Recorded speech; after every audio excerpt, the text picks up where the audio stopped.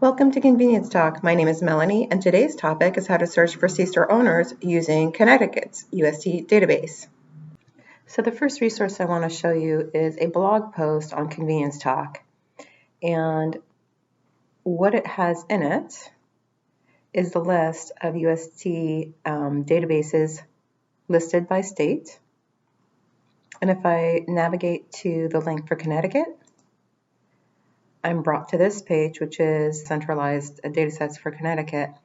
And I put in UST owner as a search term, and these are the 4 databases that showed up for me, or datasets that showed up for me. And so I opened up the contact details and the facility and tank details datasets. And so if I navigate to the first one, this is the contact details. And if I click on view data, I'm brought to this page. And what you can see is the site name. You can see too the affiliation, who the owner is, who the registrant of the tank is.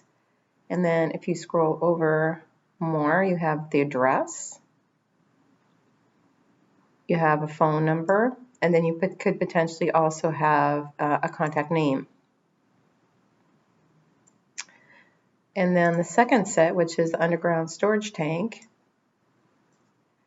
you'll have everything related to the tank, whether or not it's an active tank currently in use.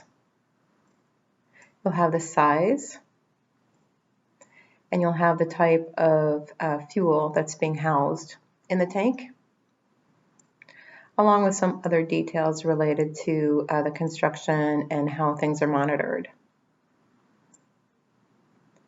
So if I go back to the contact details, and this actually applies also to the tank details, the way you would go in is you could filter this by adding a new condition. And these, of course, are your different fields that you could potentially filter by. For example, if you want to make sure that there is a contact, you could say the contact can't be blank or contains data.